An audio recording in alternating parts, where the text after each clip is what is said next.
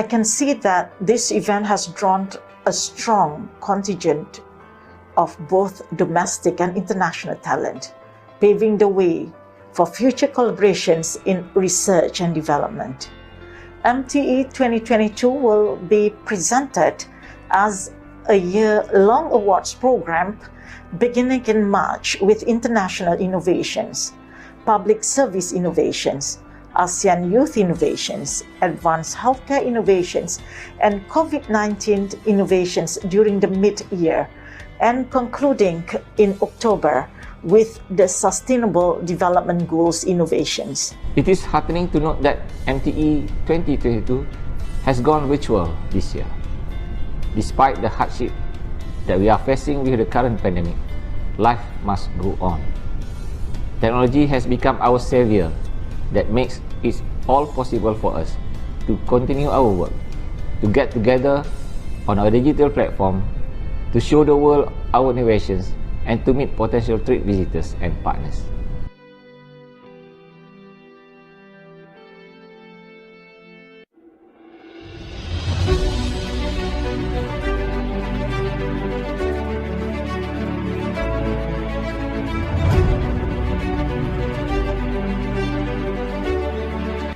I personally salute all frontliners who have worked tirelessly and innovators who have been a solution to prevent and treat COVID-19 and other crisis situations, or an initiative which has contributed towards mitigating the impacts of coronavirus and providing relief to communities.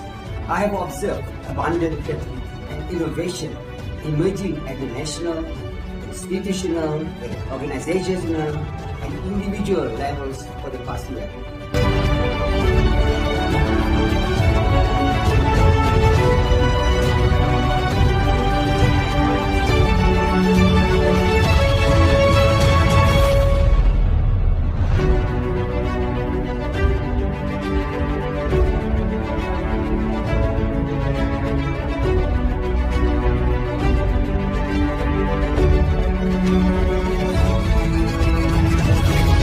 Now is the ideal time for initiatives like this to be explored, not only encourage development of innovation, but to manage future emergencies and crises.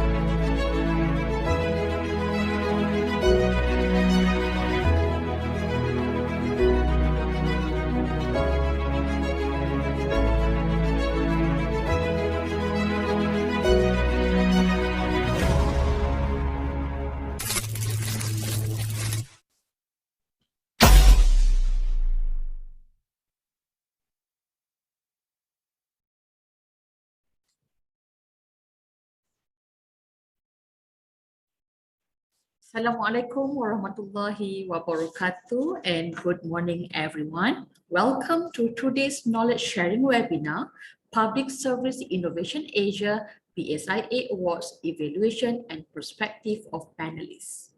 I am Siti Fatiha from Protem and will be your MC for today.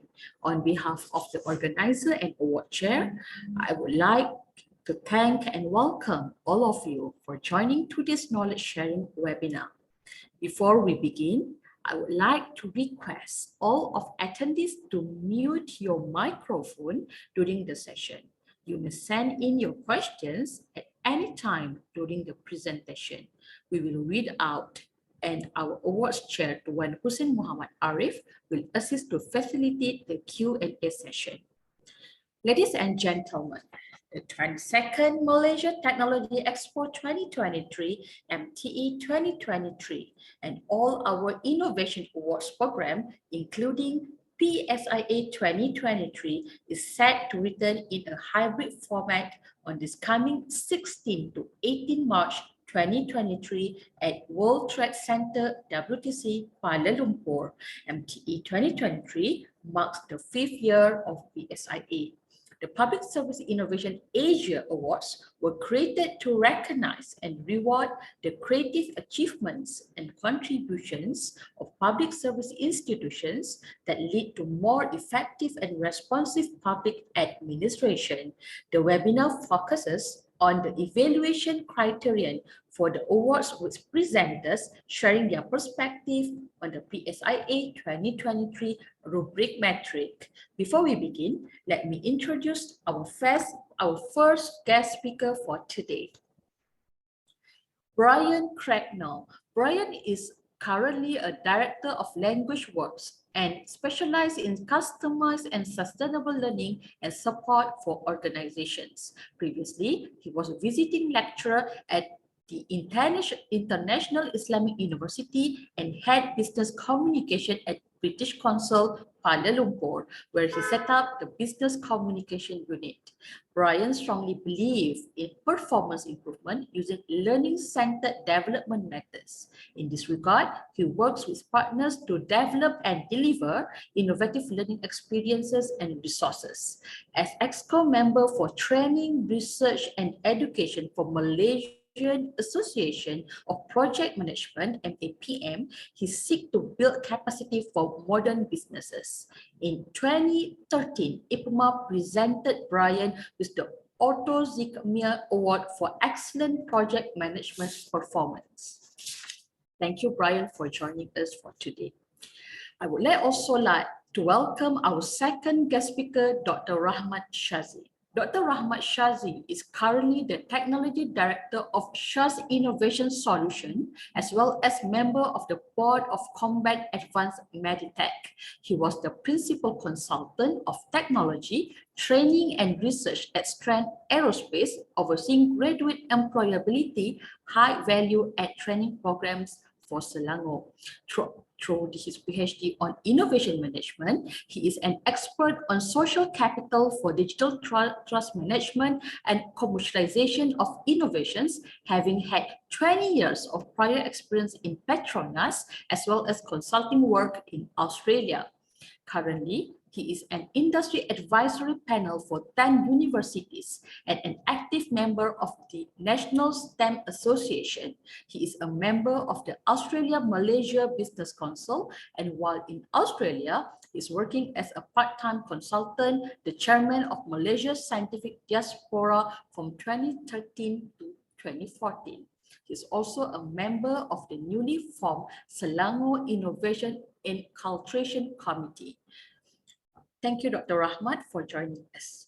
Today's webinar will be led and moderated by Mr. Hussein Muhammad Arif, President of Malaysian Association of Creativity and Innovation, MACRI, and Chair of the PSIA 2023 Awards Committee. Mr. Hussein has long been associated with creativity and innovation throughout his career, which has extended him a combined total of more than 25 years experience in retail, hospitality, media, and human capital development industry. He is a keen observer of new and innovative ways to solve day-to-day problems, and he is an innovator himself who is actively involved in idea generation and commercialization. Without further ado, I would like to invite Mr. Hussein bin Muhammad Arif to start the discussion. Over to you, Mr. Hussein. Thank you. Michael, and a very good morning to everyone. Welcome to this session, which is basically a series part 2 of the PSIA 2023 webinar series with regards to the criteria. And I'll be the moderator for today's session. I'm also the chair of the awards committee for PSIA. For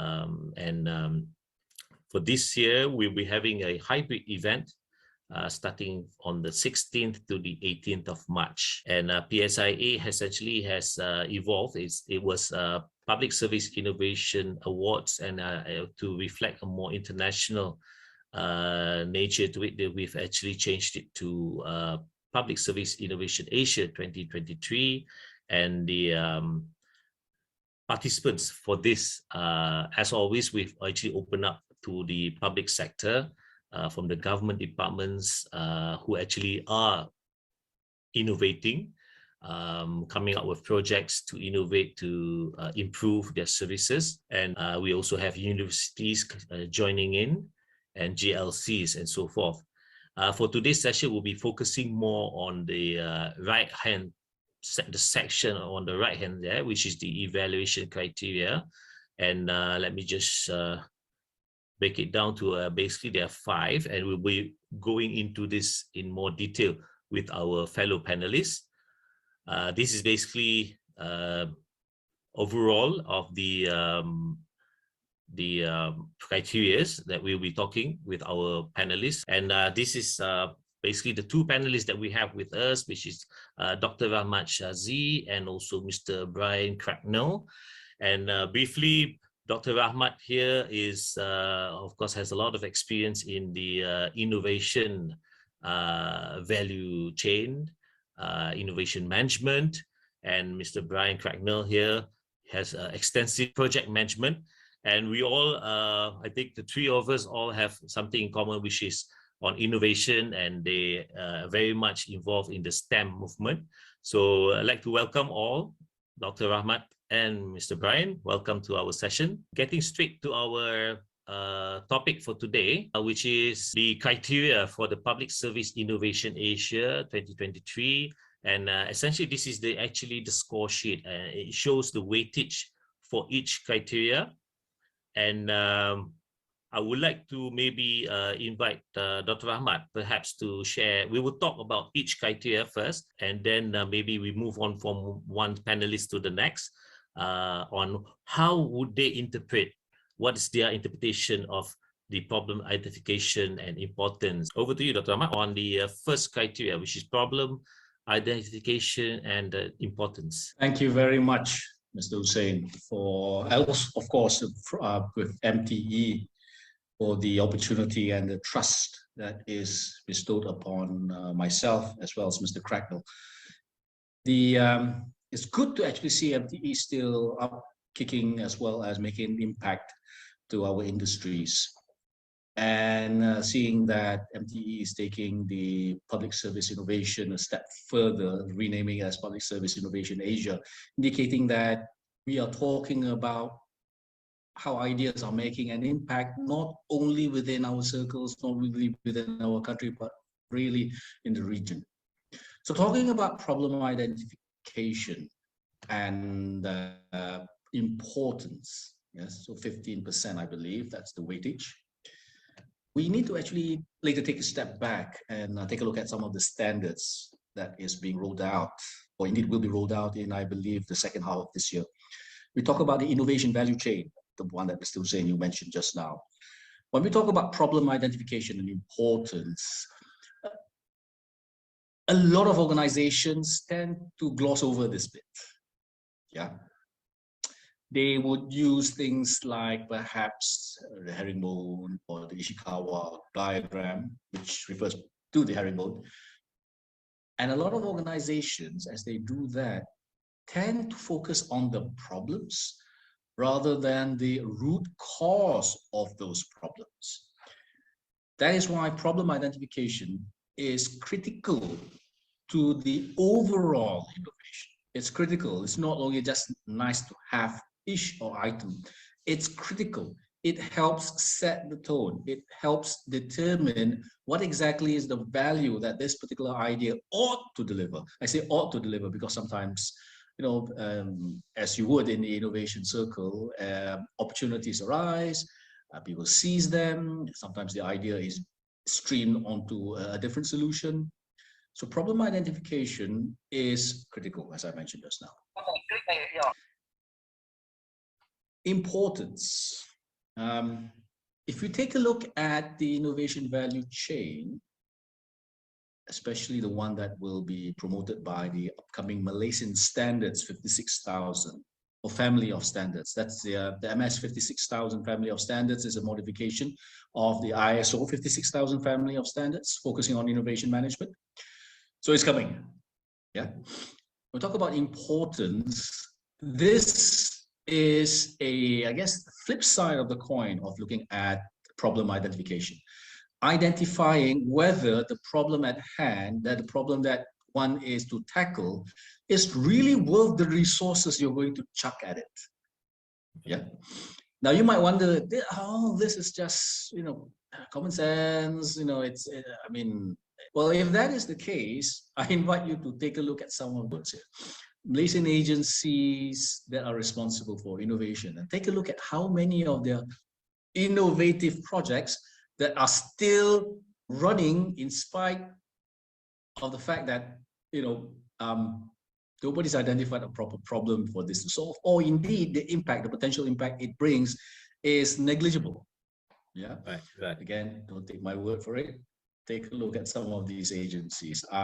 Mentioning some will probably get NTE into trouble, so I'm not going to say it right now. We can have a separate discussion on this. Right. Talking about problem identification and importance of those ideas. Right. Yes. Okay, great. Thanks for sharing that. Because the word importance there actually also relates to how important is it in relation to the services they're supposed to roll out. Yes. The rakyat, as we call it, the importance. How important is it? How it relates? So, what about you, Mr. Cracknell? Your take on this particular first criteria? Well, first of all, Dr. Rahmat, I'd like to say thank you for inviting me to be part of this process. It looks very exciting, and I think you're showing already that you're actually applying the creativity and innovation to this public service domain, Right. which itself is a very encouraging sign, and the whole project looks to be a very interesting one. So thank you for inviting me. Yeah, I mean, I would say with this one, if we talk about projects, which I have a lot of experience in getting involved in this country and around the region, is I mean, first of all, the language matters. So I think we have actually run away from the word problem. You will find a lot of companies now will prefer to use the word challenge rather than admit that there is a problem. And it's kind of strange, I think, because we are in an environment now, particularly post-COVID, where we don't have all the answers, and yet there's no end of so-called experts and people popping up to tell us 10 ways to do this and 20 ways to do this. And more than ever, I think we've got to be able to do our own problem identification, because problems abound. They're there, whatever you want to call them. But I think the focus should be not to dwell on those problems, but to look at how they can be learning opportunities. We've seen an era where we've talked about and implemented a lot of learning organizations. But I think, we're due for a bit of a retuning there to look at how organizations can genuinely make themselves into learning organizations who admit in the first place that we are constantly learning. We don't know everything. Right. There's an element of learning how to learn, if you like, as there is in general education. So I think I'd pick up on that point first of all. Don't be afraid of the identifying the problem, because everybody's got them. And the more we engage in more complex operations, the more problems we're going to encounter. But the key thing is working together and collaborating and focusing on how to identify them and then how to resolve them. I think the second thing I'd pick up on is, Rama touched on this just now, but if you don't identify the problems appropriately and find the root cause, you can't really set out the requirements for your project. And absence of requirements or inadequate requirement statements have been found to be one of the top 5 causes of project failure. And project management, it has to be said, has not got a great record of success in project management itself. Likes to think of itself as a project management profession, but the success rate is not that great. And this is one of the issues that we have to really tackle. So we need to get to that in order to be able to set out what the requirements of our project are. and to be very clear about that, and to make sure that that is worth the effort and that we're going to get somewhere, we need to identify, to pinpoint the problem, so that we can then move forward from that important starting point. Well, thanks a lot for sharing that on the first part of our criteria on the problem identification and importance. This is something that I think Dr. Ahmad knows this. In my involvement in the government movement for this innovation, they've actually been doing this since I would say 2000, early 2000. Also show is their capability. From our point of view, yes, we as panelists, when we are looking at that project, there are times that we will see problems that may not be so critical on our side, but the groups are actually required to show why they chose to solve problem A as opposed to maybe problem B, because of their capability, the capability of their group. So sometimes they fail to show that, and that's why we as panelists, we would end up being quite critical of, now, why did you choose this as opposed, this sounds more important. Why did you not attempt to do that? So they fail to share the fact that they are only capable of doing certain part within maybe the time limit that they have, or budget, and so on and so forth. So I think it's important for this criteria that they actually show that even though it's a problem that they intend to solve, is because of based on their capability. Share the slide, a quick one. Right, this is the criteria for number 2. Now, having identified the problem, and as Dr. Rahmat said, the root cause of it, now move on to they're moving to the next stage, which is actually developing their solution and actually implementing it. Now, last year's or previous years, I had the word developing innovative solution, and so I just took that out. One is to shorten it, plus I realized that it goes without saying this is an innovation award thing, so it should be an innovative solution. So we kind of took that out because we understand it's supposed to be something that is a creative idea, something that's innovative. So what is your take, Dr. Rahmat, on this second criteria, which carries 20 weightage? The weightage of 20. Right. Thank you very much, Mr. Hussain, for the question. Yeah? We're moving on to the second criteria, which is the development of solution and project implementation. Now, as highlighted, the word innovative itself really refers to creative solutions. A lot of organizations, a lot of people misunderstand what that really means. They think that it's got to be a totally original idea, per se, when in actual fact it's got to be a novel solution. What that means is that one may have never seen that particular solution applied in a different field. Case in point, how computer stores memory, yes, is by the use of memory, what they call memory buses. Why do they call these buses? Because data is actually ferried from one location to the next, as if they're like buses, right?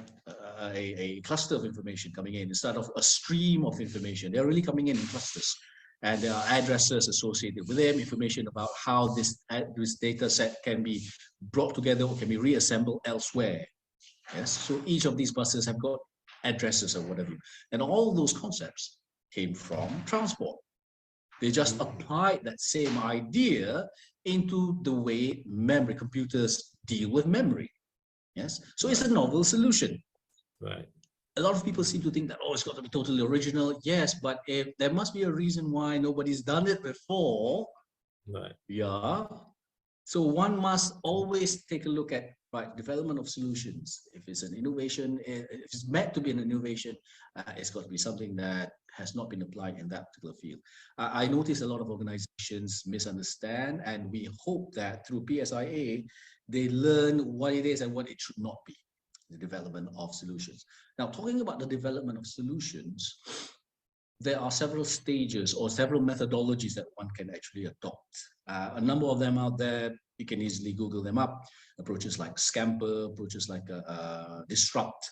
It's an acronym of a number of activities that can be done in order to come up with a novel solution. again, novel solution doesn't have to be an original solution. It's got to be novel, yes, to the field that we're talking about. But having developed those ideas, we talk about the development, and project implementation. One needs to be able to select ideas that make sense to the context of the problem that was identified earlier on. Right. Yes, and as identified or as mentioned by Mr. Cracknell just now, one should not be afraid of actually learning as one tries to adopt or try to understand what exactly is the problem at hand. And this is where, if part number one wasn't done properly, part number two will fail spectacularly. Right. We've seen that happen quite often. I think Mr. Hussein, you yourself have had that experience of looking at, wait, why did you tackle this particular problem? Wasn't that your problem? What's happened? What's happened? And a lot of organizations, when they try to justify this, they lose authenticity in what they're trying to tackle. And this is something that Mr. Cracknell, I mean, I've learned a lot from Mr. Cracknell in terms of authenticity of tackling a particular program or a particular project. The intent must, you must align with the original intent. That's the problem. Why are you doing something else? What's going on? Yeah. And by doing so, you can actually select the proper solutions from the gamut of possibilities that has been generated. And that's where the idea generation phase of the innovation value chain play its role. Generate ideas, you have to then select the proper ideas and bring them together, rather than just, and what we've oftentimes seen, select just one problem, or select one solution. A lot of organizations fumble because somebody railroads their ideas. Yes, so you must have a proper mechanism of selecting those particular ideas. And then once you have, it's a lot easier to unpack the elements of that particular solution and implement them. What would be the example of the correct way or method of choosing your favorite? Because those who are listening in would be wanting to see, okay, what would be the kind of things that I need to show in my submission to perhaps have a better chance of getting a better award. So what would be your favorite choice of method of choosing, Dr. Rahmat? My favorite choice would be the Pew's selection matrix. It's simply put, it's the identification of all the points, all the factors that matter to the potential solution, apply a weightage, and then carry out the maths to figure out, based on this, here is the best solution. Having said that, the Pew selection matrix also gives some flexibility to combine some of those ideas so that a superfluous, or sorry, not a superfluous, but a superlative solution is arrived at, the best out of all those particular ideas. Right. Yes. And that's this where is called communication. PEACE, you say? It's called PEACE. How do you spell that? Pews, P-U-G-H. P-U-G-H. Okay, P-U-G-H. Yes, All right. Okay. Right. I think most of them will be familiar with the SWOT. So would you be happy if they just showed SWOT analysis? I'm okay with that, as long as they show some level of critical thinking. And I think this is where Mr. Cracknell can really unpack this. Yeah, critical thinking, talking about, hey, at the end of the day, you have to communicate this so that everybody understands why this is the solution that everybody. That's right. Yeah, Mr. Cracknell, your involvement in, of course, language works and all that. Maybe you could unpack that further. Yeah, I mean, if we're talking about a favoured mode of or a favoured tool for approaching this, I would choose the Project Excellence Baseline, or PEB, P-E-B, which we use with International Project Management Association. They have a Project Excellence Award.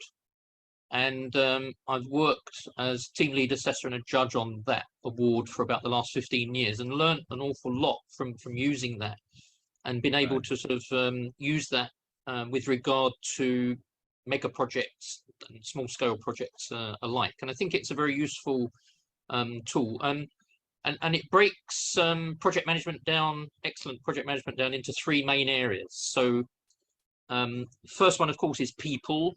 The second one is processes, and the third one actually is results.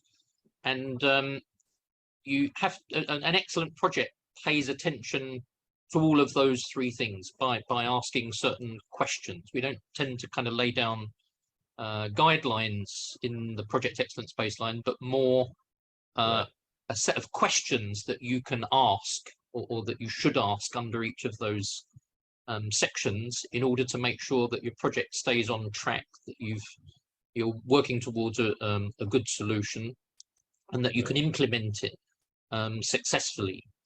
And I think along with those three elements, the people, processes, and results, in the real world, in real projects that I've been lucky enough to be involved in and been lucky enough to be asked to assess, two things have stood out. One is leadership or lack of it. Right. If I can just tell one little story to illustrate this, there was a mega project that we were assessing in Qatar, and it was a project that went on for about 3 years. It was a very intricate project, and the project manager, the initial project manager, had left after a few months. We didn't know for what reason, but he'd left and had passed over to another project manager who had obviously done a very good job, along with the project sponsor, the person who's responsible for overall taking care of the project and making sure it's resourced properly and helping the project manager in the project.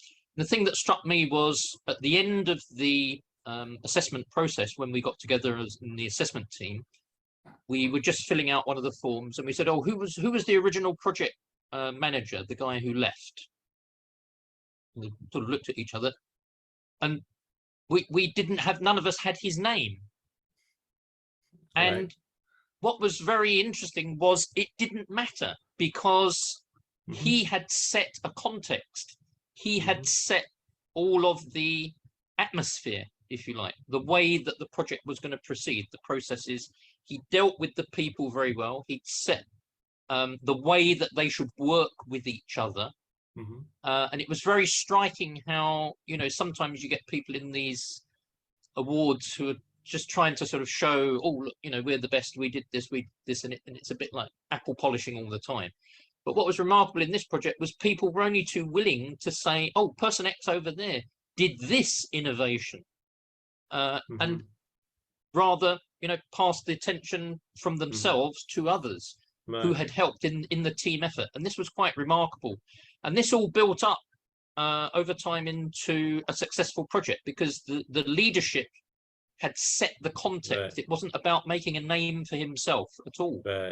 At the end of it, it was a highly successful project. And that guy, whoever he was at the beginning, had set the basis for it, which his successor was able to smoothly continue. So I would pick out that leadership. And let's not, sugarcoat it. Around the world today, we have a crisis of leadership. It really needs to be looked at differently, and we need new leaders, young leaders, to step forward with new ideas, and we have the opportunity now to reset that. And so that's one thing I think we should be looking at there, the leadership. And the other one is that idea of the context, just setting the context. How are people going to work together? What do you expect as the project manager, as you're using those processes and moving towards the results that you want? So that would be the tool I would suggest, the Project Excellence Baseline from IPMA, International Project Management Association. Okay, thanks for that tip. I'm sure they'll be looking out for that and seeing how they will be able to use that as their part of their project. What about, I think still on this criteria, it talks about generating new ideas, the solution, generating ideas. So for Mr. Cracknell, what would be the kind of tools that you're familiar with in terms of idea generation? Ramat just mentioned a good one just now, Scamper. Which is just a framework for looking at, if you've got a problem that comes up and you want to innovate around it, you scamper it. Meaning, I think it says substitute, combine, and so forth. So you go down the list and you say, and you use it usually against questions like who why. So for example, if we take the S in Scamper, if you've got a problem, I can give you an example of this. One place where I used to work, we had a very, very dominant boss, and we could never sort of get our views across to him properly. And we spoke about this, and it was a problem for us. And we said, so how are we going to get a productive meeting with the boss to kind of really get him to do something? And so I didn't know about Scamper then, but we decided that we would substitute the where we had our meetings, because we always met him in his office, and he had a very big chair and big desk, and it was a big booming voice, and he was in his home train. So we said, why don't we meet him somewhere else? So we decided to change the where. We substituted the where. Right. So that's a very simple mechanism, and anybody can use that. I remember another time in China, in Lanzhou, we worked with a group of Chinese entrepreneurs, and we just took it was a very big potato producing region. So and they said, we want to do more with our potatoes and so on. So we used the Scamper technique on the potato. What else could they do? They said, oh yeah, there's nothing much. It's a potato. What can you do with it? How can we have a problem? We can't develop this industry. So we applied those very simple techniques and said, well, actually, if you look at it differently, do you just have to look at it as a potato? How about looking at it as chips? So that would be P. Something like that. Put to other use. That comes under P. Put to other use, right? Exactly. Yeah. So it could be put to another use, or you could extend the E. That's another. So that's a very simple technique, which I think you can almost come up with. But I think the other one really that underlies everything, and again, coming back to what our excellent projects is, if everybody is engaged, if everybody is involved, if everybody feels safe to ask questions. I think we tend to get a bit carried away with electronic technology, because that's been the area where there've been the massive disruptions and the great breakthroughs in the last 20 years. But for me, one of my greatest learnings is that dialogue is a technology, a living technology. And I think, again, we can see around us, this is something else we're losing ground on together with leadership. We need to be sure that we're having proper dialogues with people, that we are asking questions, we're not making statements all the time. And that leads to an atmosphere of inquiry, an atmosphere of curiosity. And if you're going to get innovations, that's where they thrive. That's right. Definitely, that's, I think, very important to encourage dialogue, and as you mentioned, leadership. In this type of project, they are actually supposed to have like a team leader, and I guess that's how you would assess it overall of the project. And moving on to the next part, criteria, they've actually implemented it. So they're supposed to show how they've implemented their solution. Moving on to the next criteria will be actually measuring the outcome of their project. And let me just quickly share here for you to have a look again. It's the third criteria, which is project outcome and benefits to their customers and stakeholders. So this is the next criteria that we would like to try and unpack, and maybe to share some tips for the participants who are going to take part. Some of them watching this actually are considering, do I want to take part in this and all that? So this is an opportunity to share what will be the perspective of the fellow panelists, what will be the kind of thing they're looking out for. And this is the biggest portion or weightage. So Dr. Ahmad, what will be your take on this? What were the kind of things that you were looking out for in this particular criteria, which carries 30%? Right. We want to actually see whether the organizer or the organization or the innovators have figured out what exactly matters to the stakeholders, to the end users. Yes, because there are all sorts of ways of measuring impact. It could be as simple as how many people the project has reached out, has touched. It could be as simple as how much money the people who participated in the project benefited, or how much money they generated. at the end of the day, again, getting back to one of the points that Mr. Cracknell highlighted, is the context. How much of an impact did the project deliver within the context that is defined by the problem, the real problem the idea was meant to address? Yeah. Case in point, I think one problem, or rather one particular idea that we vetted some time ago was the deployment of a very, I would say, humdrum water level measurement device. Okay, what is this for? Or this is actually to give early warning to people who are, who are at risk of floods or whatever. Okay, how would they get access to the information that floods are coming their way? There would be a siren. Okay, how far away is the siren? As we actually drill down, people begin to realize that, oh, we didn't actually plan for the value of the project to really be delivered to people who matter. It looks it looks nice on paper. Yes, and unfortunately, a lot of universities are culprits.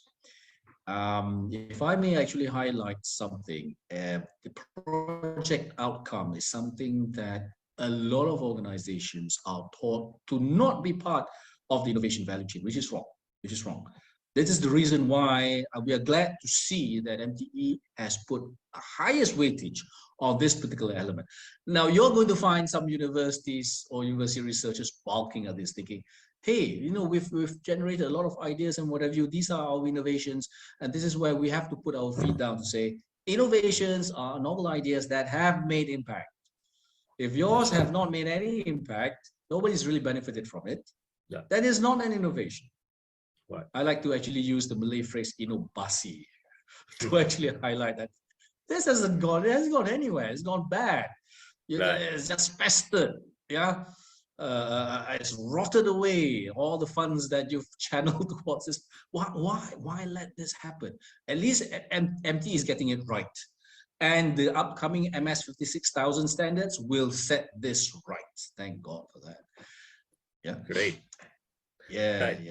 Thanks a lot for that. The government, because as I think Dr. Ahmad knows this, Mr. Cracknell's new to this.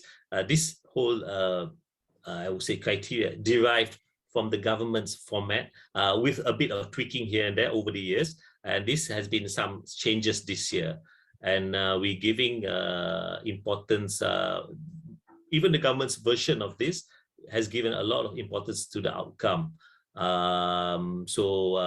I'll touch on where we differ slightly to the rest. So outcome is definitely the highest, because we want to look at projects that do actually benefit. It's not just a proof of concept.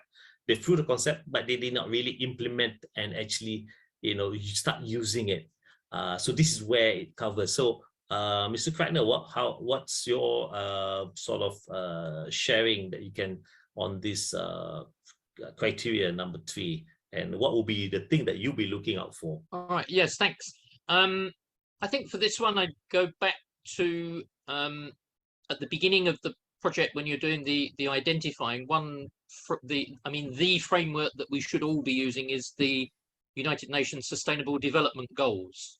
And at the beginning, as you're beginning to focus your project, which one of those or which 2 of those at the most of those sustainable development goals is your project going to affect? So for example, if we're dealing with somebody in the fisheries department and innovation in fisheries, it's likely, but not definite, but very likely that will have some effect on the sustainable development goal about life below water. Right. Whereas somebody working on road transport, that's probably not going to be a factor. So this is a way of, making sure that there is benefit, there is outcome at the end, because you've focused your energies and your resources on that particular goal at the beginning. And then you can follow that thread all the way through. It serves as a compass for you, a compass point. And then you've mentioned there as well that it's benefit and outcome for customers and stakeholders. I think I would add to the sustainable development goals have stalled somewhat. I mean, number one, for example, the zero poverty, that always was an ambitious goal. That's unattainable now, if we're honest about it, because so many people after COVID have been put back into poverty, and growth has stalled worldwide. But it's still a laudable goal. So I think we have to look at again, we come back to this shaping the culture, shaping the atmosphere, and I think if you're talking about stakeholders and customers there, we can use the concept of a culture of health for business. So a culture of health for business basically says you should start by considering health as the priority before everything else. So the benefit and the outcome that you could measure here could be the health that you have brought to those, and culture of health has four main groups. So one is customers, one is co-workers, one is community, and the other one is the environment. So you can, using your SDGs that you started off with, in that framework of a culture of health, you can see what benefit that has brought to the customers, to the co-workers, to the community in particular, the environment. And it can also be health in its broadest sense. We're very concerned now with things like mental health, financial health, of course, ethical health, good behavior. So I think we perhaps also need to be looking at, rather than just saying, because the sustainability part of it is abused sometimes. There's greenwashing. I heard somebody say once, in all seriousness, "Oh, we're sustainable. We sustained our profits." It's much more than that. You need to be pointing to a lot more broader benefits and outcomes. And I think Sustainable Development Goals give you the platform for it. They give you the focus.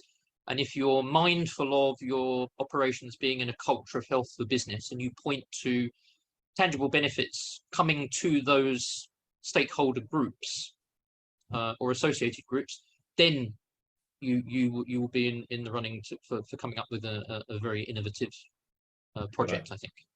Right.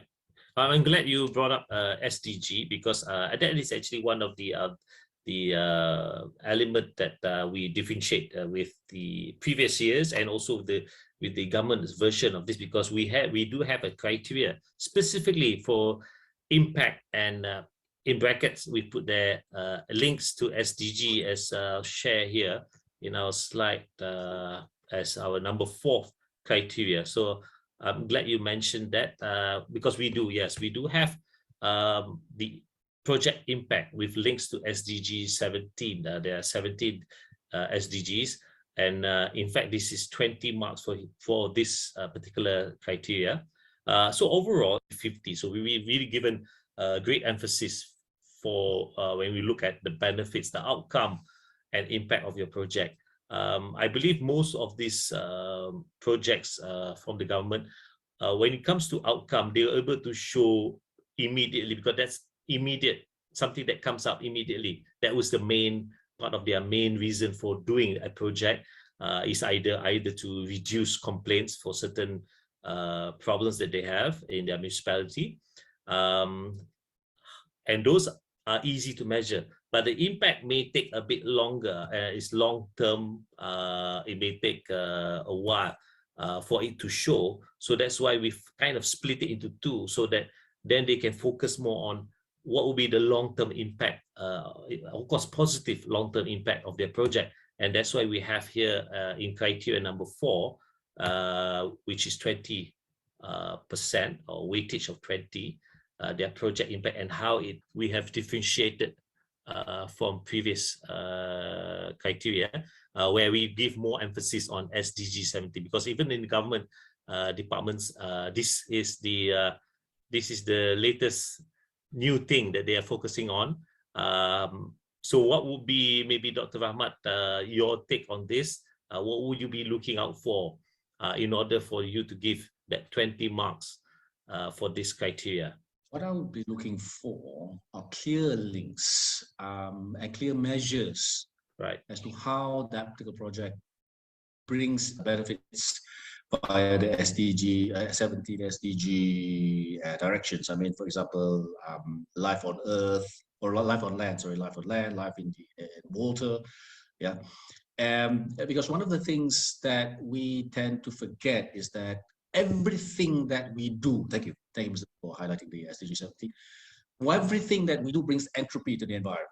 Everything that we do, including things that will actually, including things that we perceive to be, brings about greater sustainability. Every certain action, yeah, and that's something that a lot of engineering students would have learned in university, but that's not an understanding that everybody picks up. So it's important for the organization or the teams that develop these ideas to be able to clearly say, right, okay, whatever we do, we actually create greater entropy in the universe, but this is how we minimize that particular impact. Every single of these 17 SDGs is linked to what's known as reversible activities. Reversible. If something is reversible, the level of entropy it develops can be kept low, even down to zero. Yes. So if you can reverse something, for example, you sully the water. This particular project helps clean water that is released from this particular activity. I just had a meeting with a rep from UTM today, and he highlighted the project he presented to the London Innovation and Strategy Awards, LISA. He was dealing with a catfish. The thing he missed out was to come up with systems that cleans up the water that's released back into the river. And because of that, he missed out.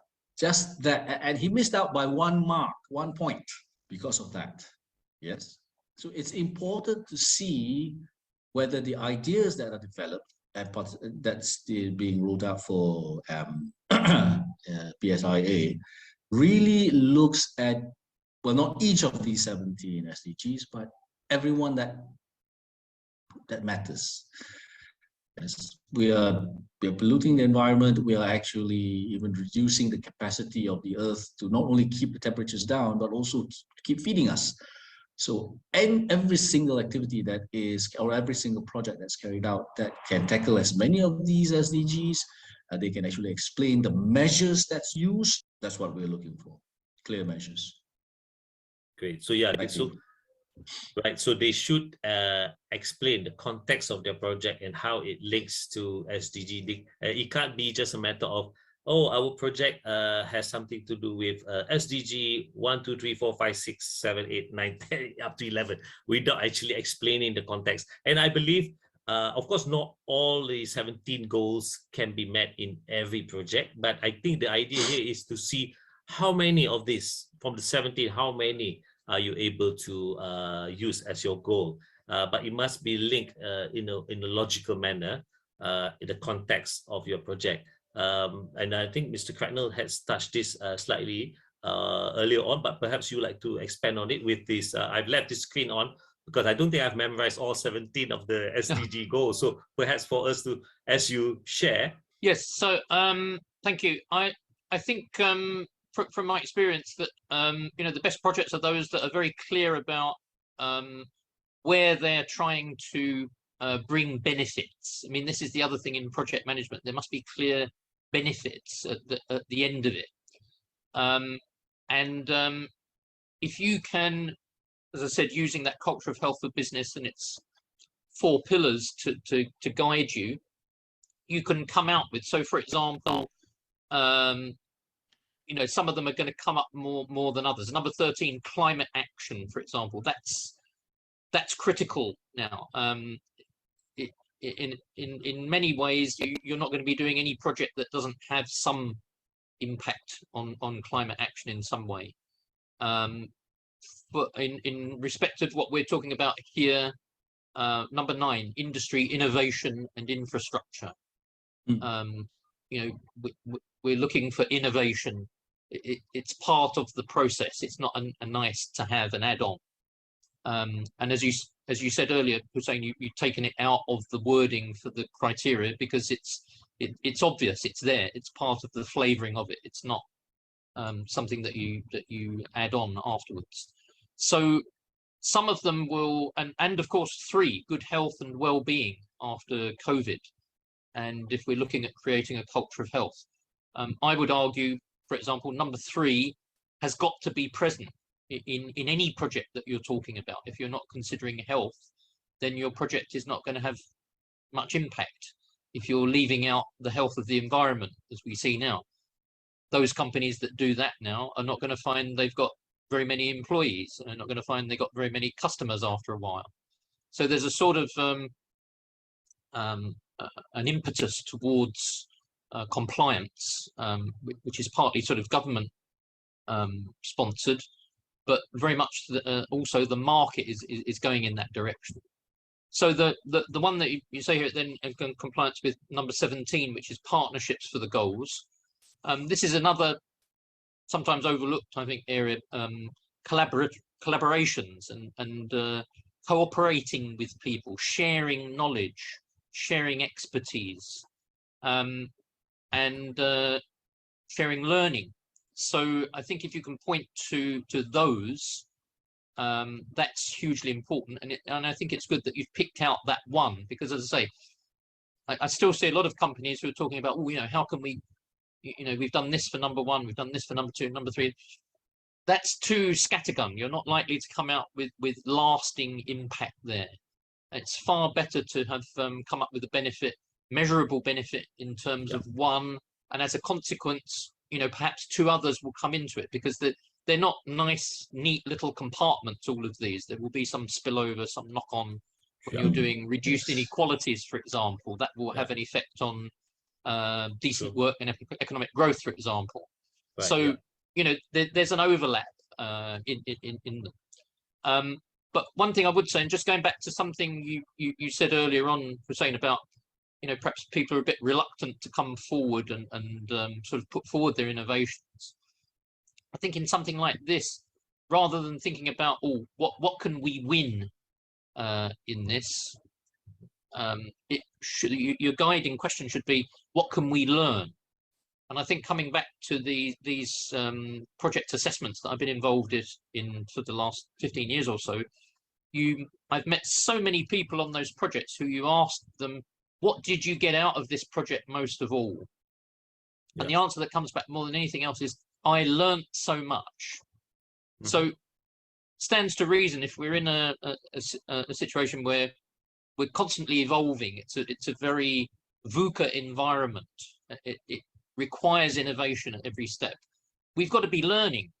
So this is a great opportunity, and I would say to anybody who's thinking about joining in this year's efforts with MTE, go ahead, because, you know, you'll learn so much from it. Don't worry so much about, oh, you know, maybe we haven't got this right, maybe you haven't done that right.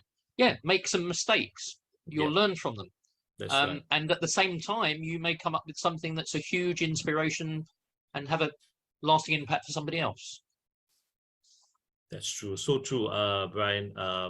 I've seen a lot of the projects where after assessing and listening to their sharing, I like to ask those type of questions also. I say, what did you get out of this? Not so much the benefit for, let's say you did it for your customers, but what about you? What did you get out of it? And sometimes you get very humbling sharing, sometimes very something as simple as, well, I didn't know how to do slides, so because of this I learned to do slide shows and all that. So that's what they got out of that in involving in this project.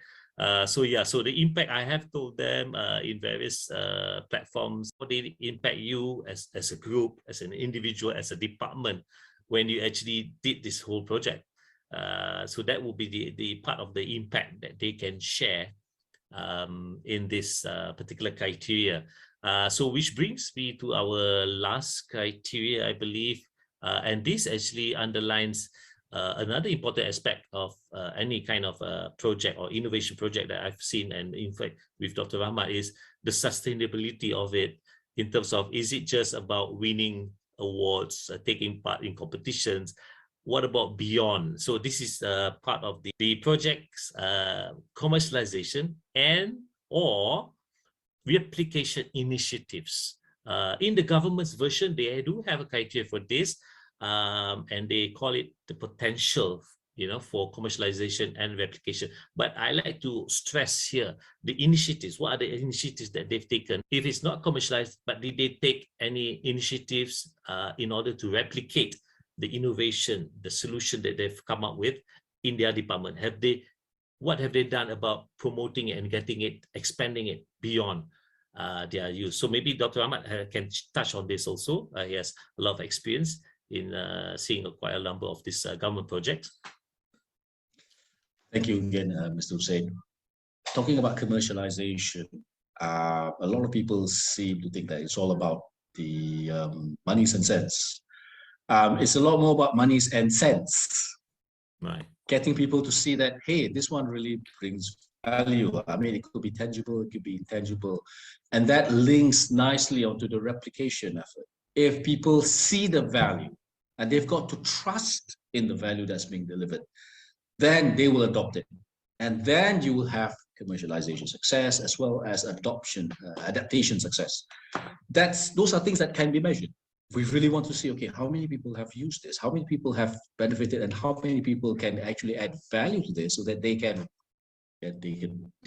replicate that, or for example, experience a greater level of quality of life. They have more time to do other things. They experience less stress. They are able to, for example, become more creative in other aspects. Those are all measurable items, especially behaviors. And if those items can be, or rather, if those measures can be convincingly linked to not only the benefits that they bring, but also to the project that initiated all of those, that will give them those scores, that 15%. Yeah. So it's not all about just making money per se, but it's really making value, that both tangible and intangible. Right. Why do I actually put some emphasis on this? Because there are a lot of bean counters out there, and most of the time they have no idea how to measure intangibles. There are ways of measuring those. Right. So we want to see whether organizations, or rather the teams that deliver these projects, are able to show both the tangibles and intangibles. When it comes to intangibles, building up trust, communications plays a critical role, and I think that's where organizations like Language Works have done a great job to show that language works. Right. So with that, I think we will need to bring in Mr. Cracknell there. Language Works. Thank you for that. That's the key. Right. Okay. That brings us on to commercialization. Right. Thank you for that plug. Replication and commercialization. As you said, the word there is value. At the end, you have to be looking at value, and it's not always monetary value. I think this is hugely important to emphasize nowadays. We've seen lots of examples, not just in the business world, elsewhere, where people have been carried away, let's say, with commercializing, monetizing opportunities, right? Yeah.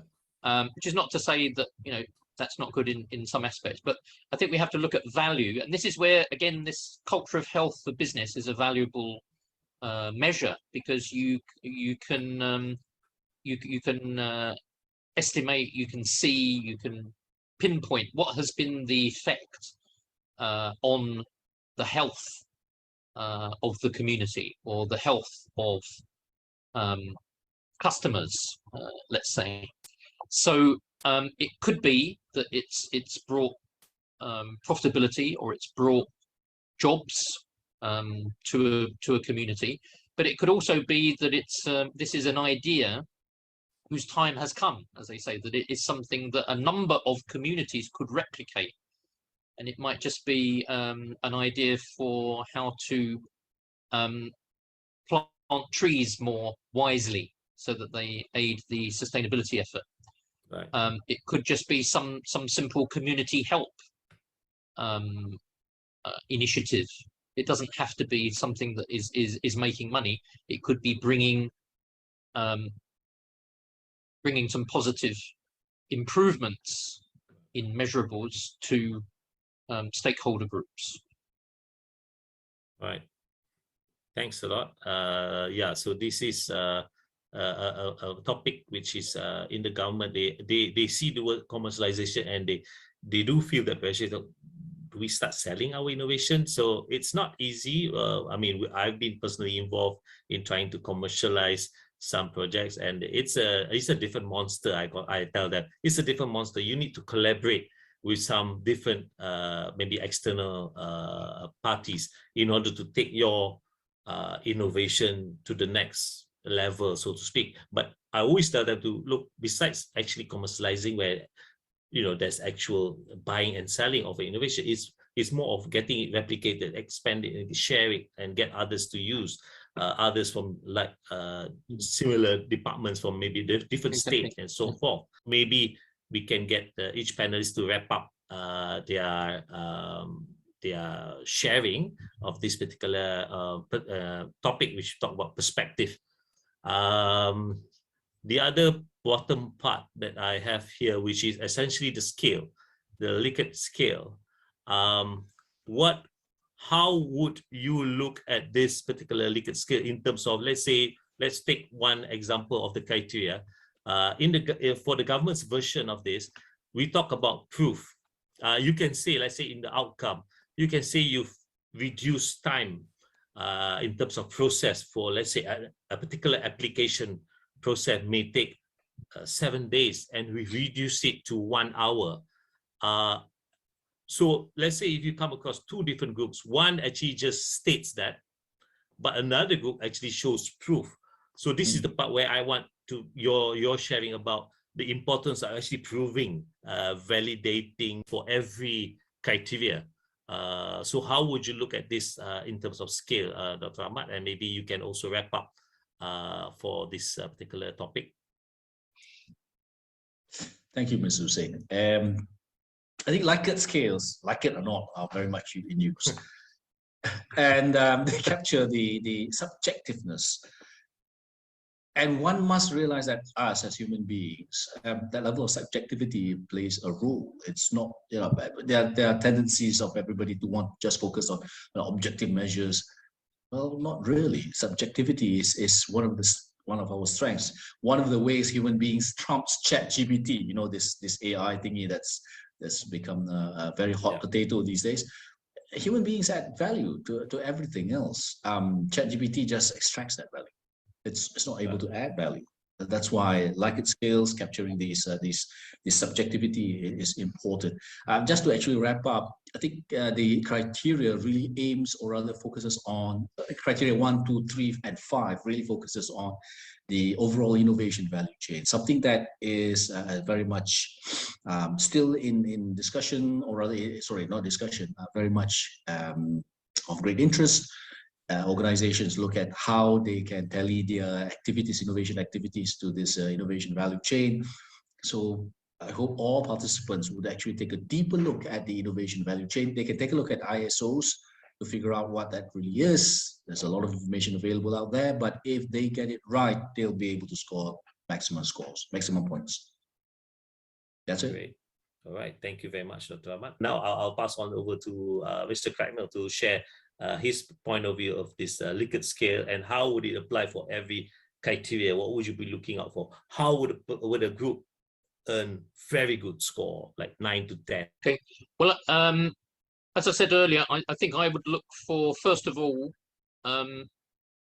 which of the SDGs does it relate to, apart from the SDG 17, the partnerships for the goals.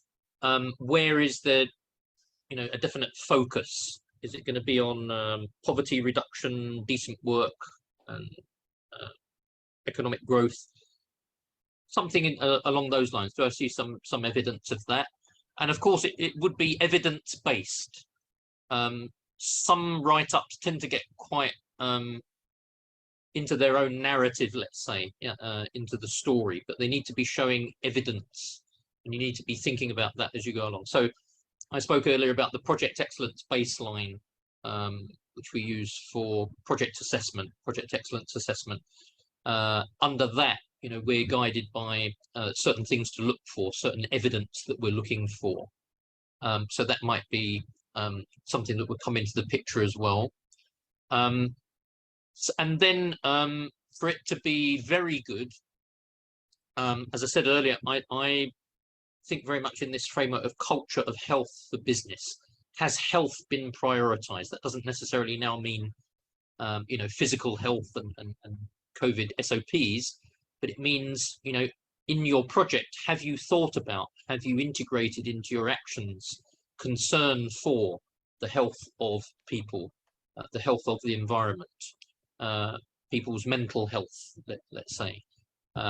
Doesn't have to be, again, covering all fronts equally, but some evidence that while this is an innovative project or an innovative initiative, you've also given it some grounding in some key principles and some key priorities. Okay, I do get it, Mr. Cracknell, for your project. So I think that is basically the purpose of this particular series. It's to get a perspective from our fellow panelists for PSIA 2023, and perhaps from this particular sharing, they get some tips on how to go about telling the story of the project, essentially. Because when they enter this, I mean, this is what, January, and the submission date, the deadline is in mid-February. So obviously the project would have been completed. So we're not encouraging them to kind of change the things, the story, and create a totally different story. I mean, they have to share their project, but it's more of skewed towards, you know, it's more like customized to it. Okay, now what would the panelists be looking at? So that's, I think, the overall idea of this particular series is to get your perspective as to how do you interpret to be, and not two heads are the same. And that is why we have to have a few panelists, which I'm sure you agree, so that we have a balancing of opinions in terms of where your emphasis is on. Yeah. So, Exactly. so we're so happy to have this session with the both of you, Dr. Rahmat and Mr. Brian Cracknell. And we look forward to seeing you at the actual event. There will be those, especially those who are taking part in the physical. It's a hybrid event, so there will be those who actually taken part in the virtual, but there will be those who have taken part in both virtual and also physical. So we hope that with the physical event at the World Trade Center, they would have more opportunity to interact with our fellow panelists. And usually time is always not enough. I always have to remind my panelists, the last group, because then you'll be running out of time. So try to provide equal time for every group, so that it's fair, everybody gets the equal time, and get to pick your brains, because I think that's the beauty of this type of event. Is not so much about the project itself, it's about the interaction that they get, the networking and the feedback that they get from you as panelists. And not only just as for panelists, I've always told them, look, when the panelists have gone, don't start packing up and go off. You should be there to get feedback from the public. Members of the public are there to give also their feedback. Do you have any maybe sharing or to close up this session? Maybe like to share anything, Mr. Cracknell and Dr. Rahmat? Yeah, I think what you're saying there brings to mind, you know, the importance of the process. You know, as they say, it's not the getting to a place. Sorry, it's not that you'll stay in a place that's so important. It's the getting there, the journey. Right. Although, again, I think that word is horribly overworked in modern business, the journey. Right. But yeah, the process that they're involved in, the learning process, the interactive process, this is, and I fully support. I think it's going to be a very exciting event, MT 2023, and particularly this PSIA. So I'll just give an example from a few years back. The National Science Centre, Pusat Science Negara, held this talk, and it was by a Nobel Prize winner in chemistry, right? A UK guy, and at the end, he gave a very interesting talk about his research and what he did, and he won the Nobel Prize at the end of it. And one of the questions, in fact, the only question from the audience was, how do you go about winning a Nobel Prize? And his answer was very revealing. He said, well, I didn't go about winning the Nobel Prize. That's right. And he said, and my advice to all of you would be, if you're thinking of doing something like this, is get involved. Get involved in something that you're interested in. Get into a process.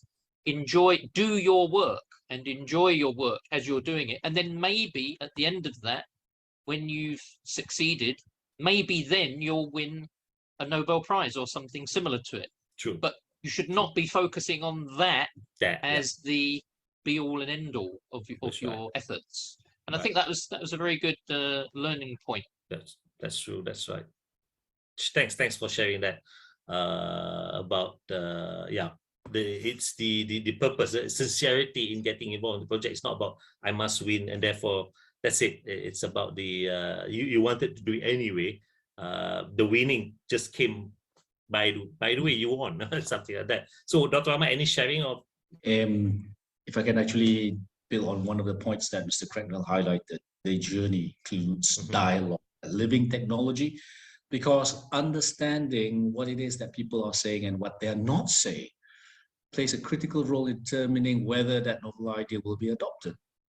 So enjoy that journey, but definitely learn elements that makes dialogue so powerful so that you can get the feedback, especially as I said just now, not only what the people are saying, but what they're not saying, because what they're not saying can tell you a lot more than what they are. Wow. That's it. Very deep. That's deep, Dr. Ahmad, very deep. Very theoretical. I learned from the best. Yeah, you learn from the best. Yeah, I'm learning. I'm just getting to know Mr. Kana, and I look forward to meeting up with him. Lovely. Face-to-face session. To both for your time and joining us for today's session, which will be aired on the 3rd of February itself, and there will be a Q&A session on that day also. So I hope to be able to assist them in answering those questions for that day. So once again, thank you, Dr. Rahmat, Shazi, and Mr. Brian Cracknell as our panelists for the Public Service Innovation Asia 2023. Thank you very much. Have a nice day. Thank you. Bye. Thank you. Thanks a lot. All the best. Bye.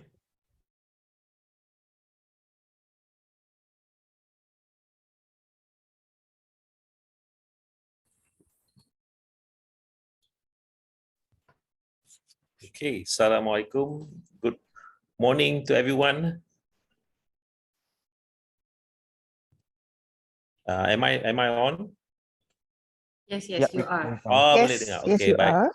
Alright, Yes, thank you very much, Protem.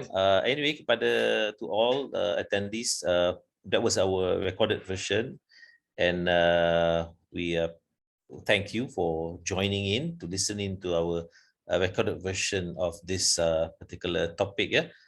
So we've asked you for any questions. Ya. Kalau ada apa-apa soalan, feel free to ask.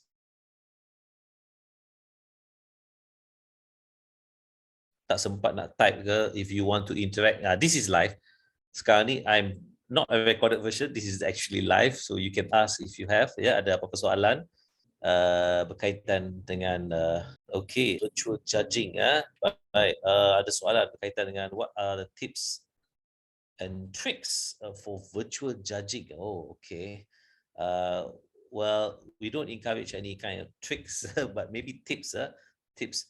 Because if you're doing virtual, so obviously when you submit your information, documents and all that, remember that the panelists will be looking at your submission over a period of a few days. They're given a few days to look through your submission, and essentially for those who are taking part in virtual, then they will be getting in touch with you either through the secretariat. Yeah.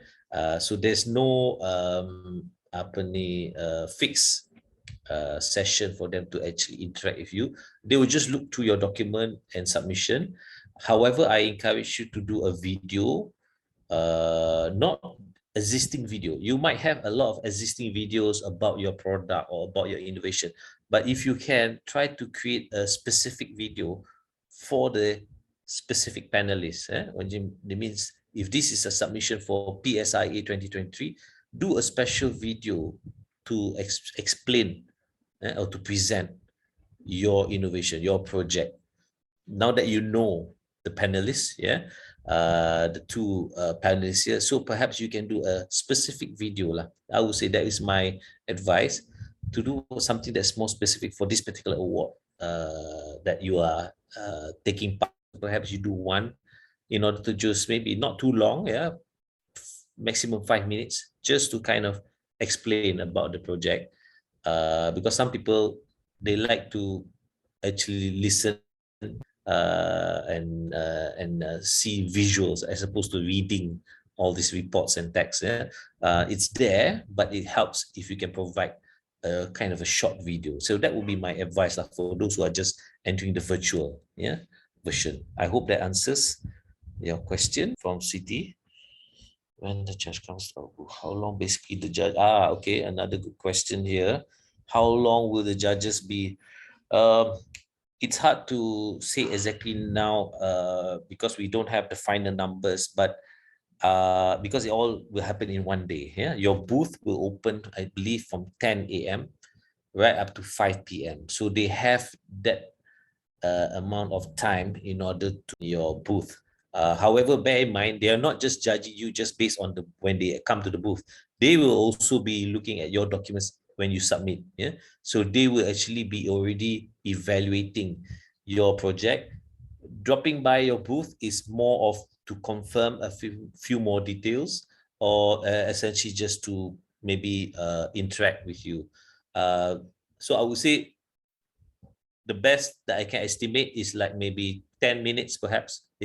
10 to 15 minutes. It all depends at the end of the day how many submissions we have, how many people who have attended the physical, then we'll know to divide the time. But as I mentioned, we will be reminding the panelists to be fair, to allocate equal amount of time.